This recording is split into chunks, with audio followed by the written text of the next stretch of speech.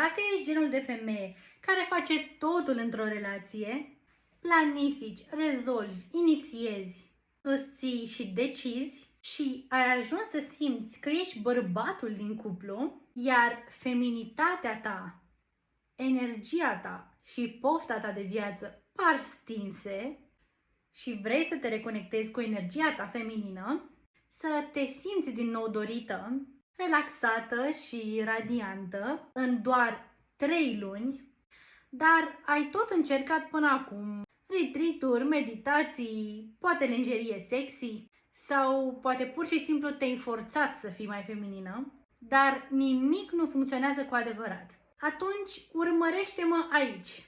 Postez strategii profunde și aplicabile prin care poți să-ți reactivezi feminitatea, magnetismul și dorința, fără să te mai forțezi să fii altfel decât ești. Am lucrat cu femei ca tine, care nu mai simțeau nimic în pat, dar își doreau pasiune, care nu mai voiau să fie mamele sau managerii din relație, ci pur și simplu femei, care și-au regăsit plăcerea, pofta, vulnerabilitatea și puterea lor naturală. Totul prin metoda mea, Intim Connect, în 3 pași. Un proces terapeutic care vindecă energia blocată, traumele emoționale și dezechilibru masculin-feminin.